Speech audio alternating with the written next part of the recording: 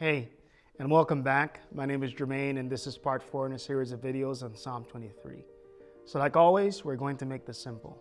We will take this passage of scripture one verse at a time and see what we can learn about the God we love. Psalm 23 verse 4 reads, "Yea, though I walk through the valley of the shadow of death, I will fear no evil, for you are with me. Your rod and your staff, they comfort me." When David began this psalm, he started with the words, "The Lord is my shepherd." Then he says, "He makes me lie down in green pastures." And then he leads me beside still waters. And furthermore, he restores my soul. And finally, he leads me in the path of righteousness for his name's sake. Did you notice the shift in pronouns in verse 4? No longer does David say the Lord or he, but you and your. He says, "Yea, though I walk through the valley of the shadow of death, I will fear no evil. For you are with me. Your rod and your staff, they comfort me." It's as if the conversation switches. David was telling you and I about his Lord, and now he's talking to the Lord about his situation.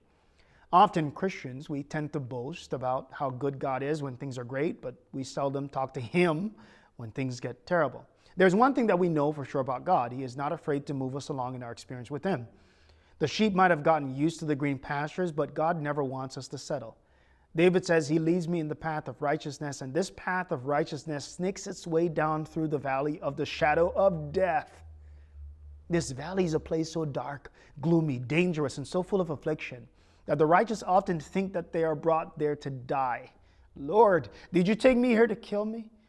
This experience for the sheep seems as dreadful as death itself, and so it's named the Valley of the Shadow of Death.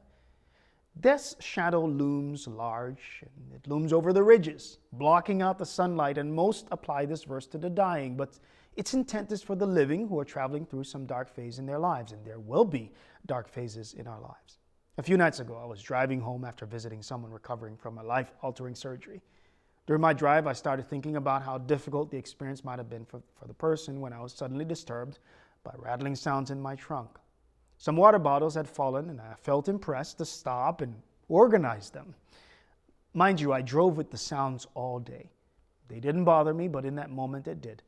I tried stopping at one place, and that didn't work out. I ended up stopping out of my way in a Walmart parking lot finally. And as soon as I got out of the car, I went to the back, opened the trunk, and grabbed the water bottles and started organizing them. And that's when I saw her.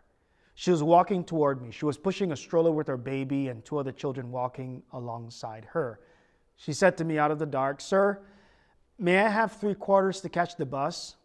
We just got kicked out of our apartment and have nowhere to go except some relatives in the area and would like to grab the bus." I could tell that she was tired. I didn't question whether her request was genuine. I was just taken aback by her story.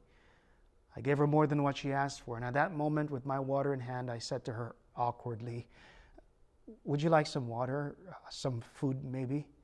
To this day, I'm convinced that God sent me to help her in that valley. I was meditating on this psalm, and I thought, this woman had no fear whatsoever. In her low state in the stillness of the night, with her bottles in hand and some extra money, she waited for the bus. My heart broke, but I remembered that there are no valleys that God cannot enter and guide us through. That the valley is never the destination, we are only passing through. I have to tell you, I cried, I went back and gave her more cash, and to this day, hoping and praying that she may not be afraid of the valley she's in. She didn't want to ride, she wanted to take the bus. This is why I think these intimate words of David are so powerful. The righteous path will undoubtedly take me through the valley.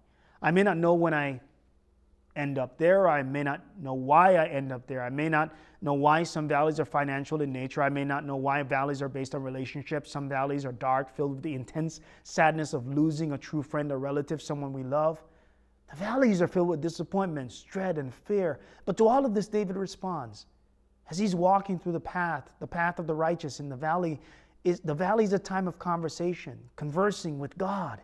And then he says, like a little child holding his father's hand and looking up into the face of the strongest, most courageous person in the world, he says, "I will fear no evil, for you are with me.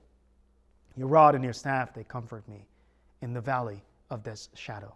Here's what you should always remember. Remember that the same God who is with you in the light will be the same God who will guide you when it gets dark.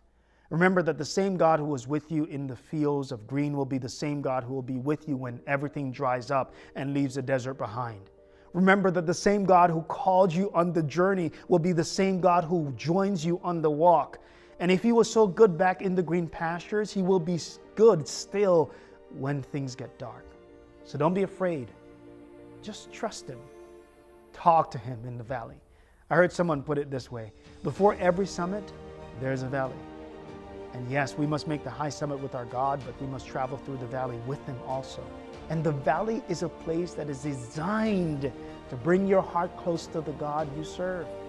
So the question is never whether you and I will have sorrow, pain, discouragement, gloom, frustration, and so on.